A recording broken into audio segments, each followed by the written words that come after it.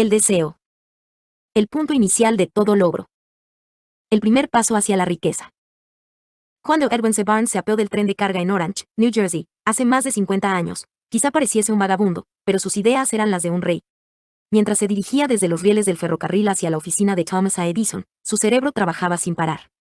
Se veía a sí mismo de pie en presencia de Edison.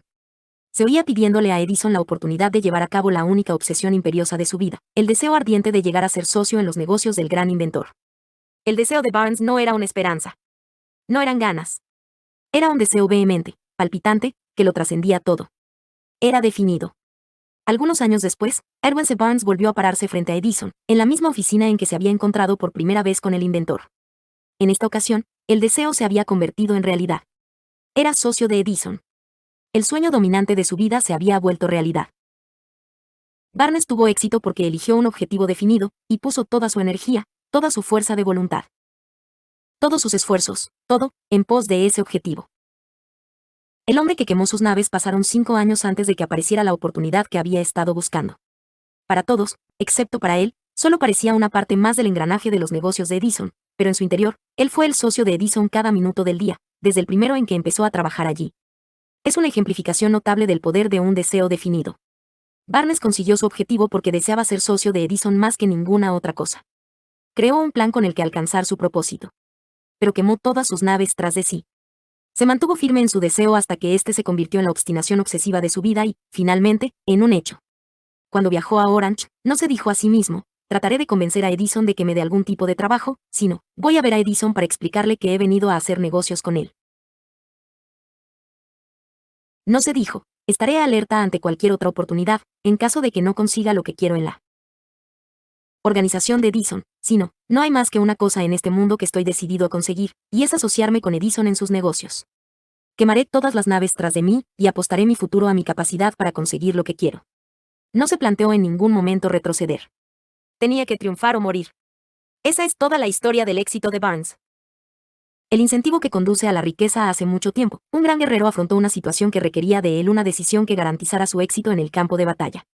Iba a enviar sus tropas contra un enemigo poderoso, cuyos hombres superaban a los suyos en número. Embarcó a sus soldados, navegó hacia el país enemigo, desembarcó soldados y equipos, y dio la orden de quemar las naves que los habían llevado hasta allí. Al dirigirse a sus hombres antes de la primera batalla, dijo, «Ved cómo los barcos se convierten en humo. Eso significa que no podremos dejar estas playas vivos a menos que ganemos. Ahora no tenemos opción, venceremos o moriremos». Vencieron. Cada persona que vence en cualquier empresa debe estar dispuesta a quemar sus naves y eliminar todas las posibilidades de dar marcha atrás. Solo así puede tener la seguridad de mantener ese estado mental conocido como deseo ardiente de ganar, esencial para el éxito. La mañana siguiente al gran incendio de Chicago, un grupo de comerciantes se quedó de pie en State Street, observando los restos humeantes de lo que habían sido sus tiendas. Organizaron una reunión para decidir si tratarían de reconstruirlas o abandonarían Chicago para volver a empezar en algún lugar del país más prometedor. Llegaron a una decisión, todos menos uno, abandonar Chicago. El comerciante que decidió quedarse y reconstruir su negocio señaló con el dedo los restos de su tienda, y dijo, «Caballeros, en este mismo sitio construiré la tienda más grande del mundo, no importa las veces que pueda quemarse». Eso fue hace casi un siglo. La tienda fue construida. Todavía sigue en pie, una torre, un monumento al poder de ese estado mental conocido como deseo ardiente. Lo más sencillo que Marshall Field podría haber hecho era imitar a sus colegas. Cuando las perspectivas se mostraban difíciles, y el futuro parecía funesto, se retiraron a donde las cosas pareciesen más fáciles. 14. Fíjese bien en la diferencia entre Marshall Field y los demás comerciantes, porque es la misma diferencia que distingue a casi todos los que tienen éxito de aquellos que fracasan. Todo ser humano que alcanza la edad de comprender la razón de ser del dinero, quiere dinero. Quererlo no basta para acumular riqueza.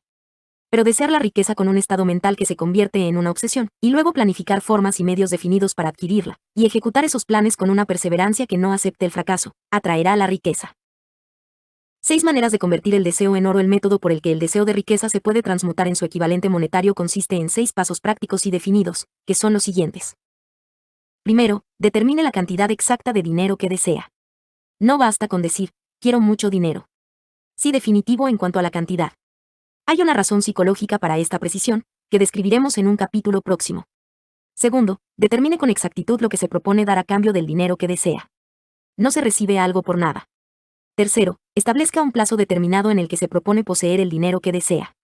Cuarto, Cree un plan preciso para llevar a cabo su deseo, y empiece de inmediato, sin que importe si se haya preparado o no, a poner el plan en acción. Quinto, escriba un enunciado claro y conciso de la cantidad de dinero que se propone conseguir, apunte el tiempo límite para esta adquisición, aclare lo que se propone dar a cambio del dinero, y describa con exactitud el plan mediante el que se propone formularlo. Sexto, lea su memorándum en voz alta, 2 veces al día, una vez antes de acostarse, y otra, al levantarse. Mientras lee, vea, sienta y piénsese ya en posesión del dinero. Es importante que siga las instrucciones descritas en estos 6 pasos. En especial observe y siga las instrucciones del sexto paso. Tal vez se queje de que le resulta imposible verse en posesión del dinero antes de tenerlo realmente. Aquí es donde el deseo ardiente acudirá en su ayuda.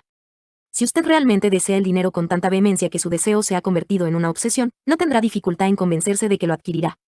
El caso es desear el dinero, y llegar a estar tan determinado a poseerlo que se convenza de que lo tendrá. ¿Puede imaginarse que es usted millonario? Para él no iniciado, que no se ha educado en los principios fundamentales de la mente humana, quizás estas instrucciones parezcan poco prácticas. Para quienes no consigan reconocer la validez de estos 6 puntos, puede ser útil saber que la información que difunden fue revelada por Andrew Carnegie, el cual empezó como un obrero común en una siderúrgica, pero se las arregló, pese a sus humildes comienzos, para que estos principios le rindieran una fortuna de más de $100 millones. Como ayuda adicional quizá le sirva saber que los 6 puntos recomendados aquí fueron cuidadosamente estudiados por el extinto Thomas A. Edison, que puso su sello de aprobación en ellos por ser esenciales no solo para la acumulación de dinero, sino para la consecución de cualquier objetivo. Estos pasos no requieren trabajo duro. Tampoco sacrificio. No exigen que uno se vuelva ridículo, ni crédulo. Para utilizarlos no hace falta educación superior. Pero la aplicación eficaz de estos 6 pasos exige la suficiente imaginación que nos permita ver y comprender que la acumulación de dinero no se puede dejar al azar, a la buena suerte o al destino. Uno debe darse cuenta de que todos los que han acumulado grandes fortunas primero han soñado, deseado, anhelado, pensado y planificado antes de haber adquirido el dinero. Llegados a este punto, usted sabrá también que nunca tendrá riquezas en grandes cantidades a menos que pueda llegar a ser la viva expresión del deseo ardiente por el dinero, y que realmente crea que lo poseerá. El poder de los grandes sueños a quienes nos encontramos en esta carrera hacia la riqueza debe animarnos a ver que este mundo cambiante exige nuevas ideas, nuevas maneras de hacer las cosas, nuevos líderes, nuevos inventos, nuevos métodos de enseñanza, nuevos métodos de venta, nuevos libros, literatura nueva, nuevos programas de televisión, nuevas ideas para el cine. Tras toda esta demanda de cosas nuevas y mejores hay una cualidad que uno debe poseer para ganar, y es la definición del propósito, el conocimiento exacto de lo que uno quiere, y un deseo ardiente de poseerlo. Los que deseamos acumular riqueza debemos recordar que los verdaderos líderes del mundo han sido siempre hombres que han sabido dominar, para su uso práctico, las fuerzas invisibles e intangibles de la oportunidad que está por surgir, y han convertido esas fuerzas, o impulsos de pensamiento, en rascacielos, fábricas, aviones, automóviles, y toda forma de recurso que hace la vida más placentera. Al planear la adquisición de su porción de riqueza, no se deje influir por quienes menosprecien sus sueños. Para lograr grandes ganancias en este mundo cambiante, uno debe captar el espíritu de los grandes pioneros del pasado, cuyos sueños le han dado a la civilización todo lo que tiene de valioso, el espíritu que infunde energía en nuestro propio país, en las oportunidades de usted y en las mías, para alimentar y vender nuestro talento. 15. Si lo que usted quiere hacer está bien, y usted cree en ello, adelante, hágalo. Lleve a cabo sus sueños, y no haga caso de lo que los demás puedan decir si usted se topa en algún momento con dificultades, ya que tal vez los demás no sepan que cada fracaso lleva consigo la semilla de un éxito equivalente. Thomas Edison soñaba con una lámpara que funcionara con electricidad, empezó a poner su sueño en acción, y pese a sus más de 10.000 fracasos, mantuvo su sueño hasta que lo convirtió en una realidad física. Los soñadores prácticos no abandonan. Mielan, que soñaba con una cadena de tiendas de cigarros, transformó su sueño en acción, y ahora las United Cigar Stores ocupan algunas de las mejores esquinas de las ciudades estadounidenses. Los hermanos Wright soñaron con una máquina que surcara el aire. Ahora podemos ver en todo el mundo que sus sueños se han cumplido. Marconi soñaba con un sistema para dominar las intangibles fuerzas del éter. Las pruebas de que no soñaba. En vano podemos encontrarlas en cada aparato de radio y de televisión que hay en el mundo. Quizá le interese saber que los amigos de Marconi lo pusieron bajo custodia, y fue examinado en un hospital para psicópatas cuando anunció que había descubierto un principio mediante el cual podría enviar mensajes a través del aire, sin la ayuda de cables ni ningún otro medio físico de comunicación. A los soñadores de hoy en día les va mejor. El mundo está lleno de una abundancia de oportunidades que los soñadores del pasado jamás conocieron. Como hacer que los sueños despeguen de la plataforma de lanzamiento, un deseo ardiente de ser y de hacer es el punto inicial desde el que el soñador debe lanzarse. Los sueños no están hechos de indiferencia, pereza, ni falta de ambición. Recuerde que todos los que consiguen triunfar tienen un mal comienzo y pasan por muchas dificultades antes de llegar. El cambio en la vida de la gente de éxito suele surgir en el momento de alguna crisis, a través de la cual les es presentado su otro yo.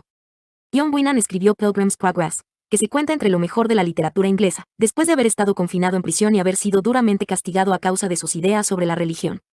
De Henry descubrió el genio que dormía en su interior después de haber conocido graves infortunios, y estuvo encarcelado en Columbus, Ohio. Forzado a través de la desgracia a conocer a su otro yo, y a usar su imaginación, descubrió que era un gran autor en vez de un criminal despreciable. Charles Dickens empezó pegando etiquetas en latas de betún. La tragedia de su primer amor penetró las profundidades de su alma para convertirlo en uno de los más grandiosos autores del mundo. Esa tragedia produjo primero David Copperfield, y luego una sucesión de obras que hacen un mundo mejor y más rico a todo el que lee sus libros. Helen Keller se quedó sorda, muda y ciega después de nacer. Pese a su terrible desgracia, ha escrito su nombre con letras indelebles en las páginas de la historia de los grandes. Toda su vida ha sido la demostración de que nadie está derrotado mientras no acepte la derrota como una realidad. Robert Burns era un campesino analfabeto. Sufrió la maldición de la pobreza y creció para ser un borracho. El mundo fue mejor gracias a su vida, porque vistió de prendas hermosas sus pensamientos poéticos, y, por tanto, arrancó un espino para plantar un rosal en su lugar. Beethoven era sordo, y Milton ciego, pero sus nombres perdurarán en el tiempo, porque soñaron y tradujeron sus sueños en ideas organizadas. Hay una diferencia entre suspirar por algo y hallarse preparado para recibirlo. Nadie se encuentra listo para nada hasta que no crea que puede adquirirlo. El estado mental debe ser la convicción, y no la mera esperanza o anhelo. La mente abierta es esencial para creer. La cerrazón de ideas no inspira fe, ni coraje, ni convicción. Recuerde, no se requiere más esfuerzo para apuntar alto en la vida, para reclamar abundancia y prosperidad, del que hace falta para aceptar la miseria y la pobreza. Un gran poeta ha expresado acertadamente esta verdad universal en unas pocas líneas. Le discutí un penique a la vida, y la vida no me dio más. Por mucho que le imploré a la noche cuando contaba mis escasos bienes. Porque la vida es un amo justo que te da lo que le pides, pero cuando has fijado el precio, debes aguantar la faena. Trabajé por un salario de jornalero solo para descubrir, perplejo, que cualquier paga que hubiera pedido a la vida, ésta me la hubiese pagado de buen grado. 16. El deseo lleva ventaja sobre la madre naturaleza. Como culminación adecuada de este capítulo quiero presentar a una de las personas más excepcionales que he conocido. Lo vi por primera vez pocos minutos después de que hubiera nacido. Vino a este mundo sin ningún rastro físico de orejas, y el médico admitió, cuando le pedí su opinión sobre el caso, que el niño sería sordo y mudo toda la vida. Me opuse a la opinión del médico. Estaba en mi derecho. Yo era el padre del niño. Tomé una decisión y me formé una opinión, pero expresé esa opinión en silencio, en el fondo de mi corazón. En mi interior supe que mi hijo oiría y hablaría. ¿Cómo? Estaba seguro de que tenía que haber una manera, y sabía que la encontraría. Pensé en las palabras del inmortal Emerson: el curso de las cosas acontece para enseñarnos la fe. Solo necesitamos estar atentos. Hay indicadores, claves, para cada uno de nosotros, y si escuchamos con humildad, oiremos la palabra justa. ¿La palabra justa? Deseo.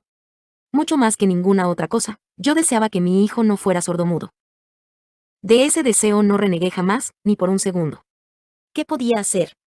¿Encontraría alguna forma de trasplantar a ese niño mi propio deseo ardiente de dar con maneras y medios de hacer llegar el sonido a su cerebro sin la ayuda de los oídos? Tan pronto como el niño fuese lo bastante mayor para cooperar, le llenaría la cabeza de tal manera de ese deseo ardiente, que la naturaleza lo traduciría en realidad con sus propios métodos. Todos estos pensamientos pasaron por mi mente, pero no hablé de ello con nadie. Cada día renovaba la promesa que me había hecho a mí mismo de que mi hijo no sería sordomudo.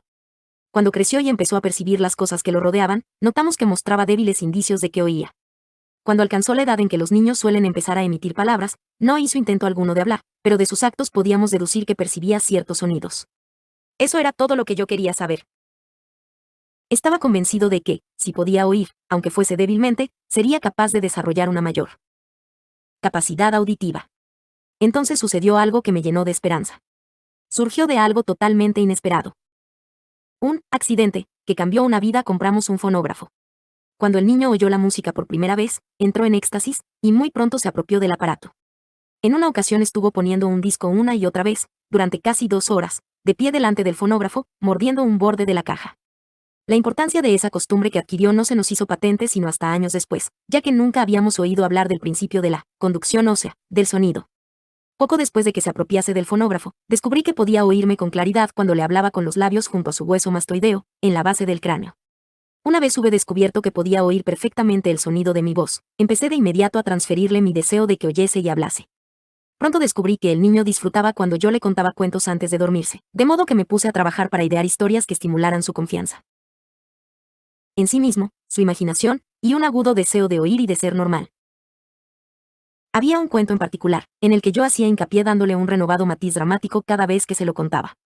Lo había inventado para sembrar en su mente la idea de que su dificultad no era una pesada carga, sino una ventaja de gran valor. Pese al hecho de que todas las maneras de pensar que yo había examinado indicaban que cualquier adversidad contiene la semilla de una ventaja equivalente, debo confesar que no tenía ni la menor idea de cómo se podía convertir esa dificultad en una ventaja. Ganó un mundo nuevo con 6 centavos. Al lado. En una ocasión estuvo poniendo un disco una y otra vez, durante casi 2 horas, de pie delante del fonógrafo, mordiendo un borde de la caja. La importancia de esa costumbre que adquirió no se nos hizo patente sino hasta años después, ya que nunca habíamos oído hablar del principio de la conducción ósea, del sonido. Poco después de que se apropiase del fonógrafo, descubrí que podía oírme con claridad cuando le hablaba con los labios junto a su hueso mastoideo, en la base del cráneo. Una vez hube descubierto que podía oír perfectamente el sonido de mi voz, empecé de inmediato a transferirle mi deseo de que oyese y hablase.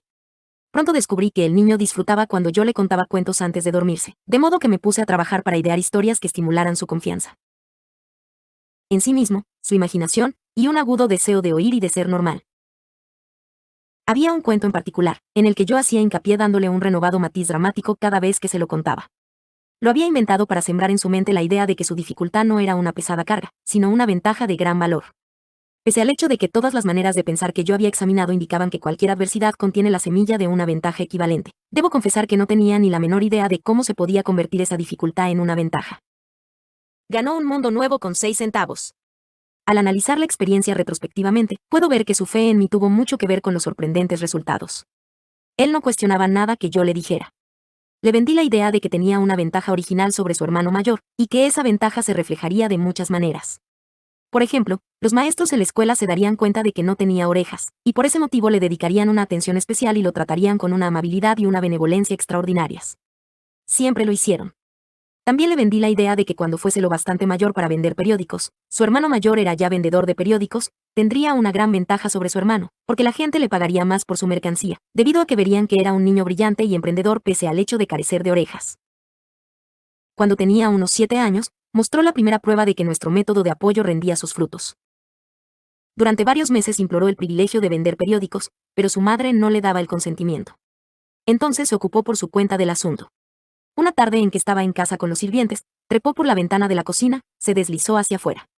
Y se estableció por su cuenta. Le pidió prestados 6 centavos al zapatero remendón del barrio, los invirtió en periódicos, los vendió, reinvirtió el capital, y repitió la operación hasta el anochecer. Después de hacer el balance de sus negocios, y de devolverle a su banquero los 6 centavos que le había prestado, se encontró un beneficio de 42 centavos. Cuando volvimos a casa aquella noche, lo encontramos durmiendo en su cama, apretando el dinero en un puño. Su madre le abrió la mano, cogió las monedas y se puso a llorar. Me sorprendió. Llorar por la primera victoria de su hijo me pareció fuera de lugar. Mi reacción fue la inversa. Reí de buena gana, porque supe que mi empresa de inculcar en la mente de mi hijo una actitud de fe en sí mismo había tenido éxito. Su madre veía a un niño sordo que, en su primera aventura comercial, se había escapado a la calle y había arriesgado su vida para ganar dinero. Yo veía a un hombrecito de negocios valiente, ambicioso y lleno de 17. Confianza en sí mismo, cuyo valor intrínseco se había incrementado en un 100% al haber ido a negociar por su cuenta y haber ganado. La transacción me agradó, porque había dado pruebas de una riqueza de recursos que lo acompañaría toda su vida. El niño sordo que oyó el pequeño sordo asistió a la escuela, al instituto y a la universidad, sin que fuese capaz de oír a sus maestros, excepto cuando le gritaban fuerte, a corta distancia. No lo llevaron a una escuela para sordos.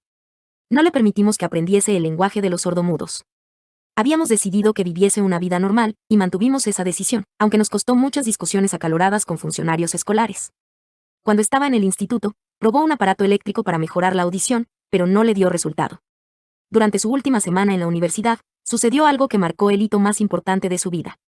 En lo que pareció una mera casualidad, entró en posesión de otro aparato eléctrico para oír mejor, que le enviaron para probar. Estuvo indeciso en probar el aparato, debido a su desilusión con otro similar. Finalmente lo cogió. Se lo puso en la cabeza, le conectó las baterías, y, sorpresa, como por arte de magia, su deseo de toda la vida de oír normalmente se convirtió en realidad. Por primera vez oía tan bien como cualquier persona con audición normal. Alborozado con el mundo diferente que acababa de percibir a través de ese aparato auditivo, se precipitó al teléfono, llamó a su madre, y oyó su voz a la perfección. Al día siguiente oía con claridad las voces de sus profesores en clase, por primera vez en su vida. Por primera vez en su vida también, mi hijo podía conversar con la gente, sin necesidad de que le hablaran con voz de trueno. Realmente, había entrado en posesión de un mundo distinto. El deseo había comenzado a pagar dividendos, pero la victoria todavía no era completa. El muchacho tenía que encontrar todavía una manera definida y práctica de convertir su desventaja en una ventaja equivalente. Ideas que obran milagros sin apenas darse cuenta de la importancia de lo que acababa de obtener, pero embriagado con la alegría del descubrimiento de ese mundo de sonidos, escribió una entusiasta carta al fabricante del audífono, relatándole su experiencia. Algo en ella hizo que la compañía lo invitase a Nueva York. Cuando llegó, lo llevaron a visitar la fábrica, y mientras hablaba con el ingeniero jefe, contándole de su mundo recién descubierto, una corazonada, una idea o una inspiración, llámesela como se quiera, destelló en su cerebro. Era ese impulso del pensamiento que convertía su dificultad en una ventaja, destinada a pagar dividendos en dinero y en felicidad por millares durante todo el tiempo venidero. El resumen y el núcleo de ese impulso de pensamiento era así. Se le ocurrió que él podría ser de gran ayuda para los millones de sordos que viven sin el beneficio de audífonos si pudiera encontrar una manera de relatarles la historia de su descubrimiento del mundo. Durante un mes entero llevó a cabo una intensa investigación, durante la cual analizó todo el sistema de ventas del fabricante de audífonos e ideó formas y medios de comunicarse con los duros de oído de todo el mundo, decidido a compartir con ellos su nuevo mundo recién descubierto. Una vez lo tuvo hecho, puso por escrito un plan bienal, basado en sus investigaciones. Cuando lo presentó a la compañía, al momento le dieron un puesto de trabajo para que llevara a cabo su ambición. Poco había soñado, cuando empezó a trabajar, que estaba destinado a llevar esperanza y alivio a millares de sordos que, sin su ayuda, se hubieran visto condenados para siempre a la sordera. No me cabe duda de que Blair hubiera sido sordomudo toda su vida si su madre y yo no nos las hubiésemos ingeniado, para formar su mente tal como lo hicimos. Cuando sembré en su interior el deseo de oír y de hablar, y de vivir como una persona normal, alguna extraña influencia hubo en ese impulso que hizo que la naturaleza tendiese una especie de puente para salvar el golfo del silencio que separaba su cerebro del mundo exterior. En verdad, el deseo ardiente tiene maneras tortuosas de transmutarse en su equivalente físico. Blair deseaba una audición normal, ahora la tiene. Nació con una minusvalía que fácilmente hubiera desviado a alguien, con un deseo menos definido, a la calle, con un puñado de lápices en una mano y una lata vacía en la otra. La pequeña, mentira piadosa, que sembré en su mente cuando él era un niño, llevándolo a creer que su defecto se convertiría en una gran ventaja que podría capitalizar, se justificó sola. Ciertamente, no hay nada, correcto o equivocado, que la confianza, sumada a un deseo ardiente, no pueda hacer real. Estas cualidades están al alcance de todos. La química mental hace magia. Un breve párrafo en un despacho de noticias en relación con Madame Chumanin da la clave del estupendo éxito de esta mujer como cantante. Cito el párrafo porque la clave que contiene no es otra que el deseo. Al comienzo de su carrera, Madame Chumanin visitó al director de la Ópera de Viena para que le hiciera una prueba de voz. Pero él no la aprobó. Después de echar un vistazo a la desgarbada y pobremente vestida muchacha, exclamó, nada cordial. 18.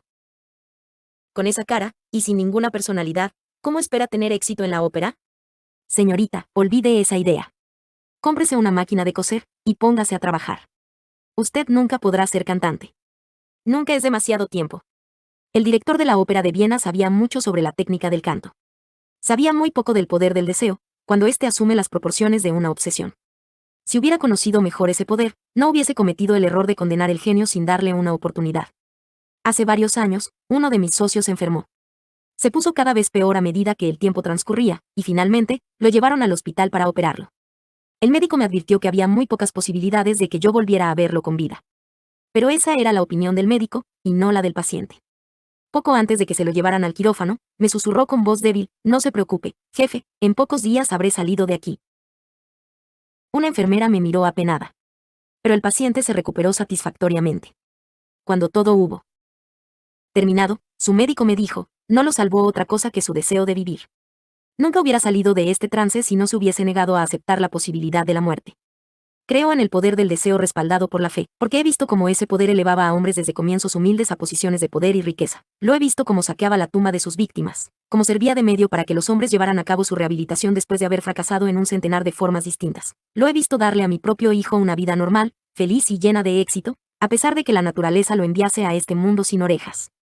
¿Cómo se puede dominar y usar el poder del deseo? Eso queda explicado en este capítulo y los subsiguientes de este libro. Mediante algún extraño y poderoso principio de química mental que nunca ha divulgado la naturaleza. Envuelve en el impulso del deseo ardiente ese algo que no reconoce la palabra imposible ni acepta el fracaso como realidad. No hay limitaciones para la mente excepto las que aceptamos. La pobreza y la riqueza son vástagos del pensamiento. 3.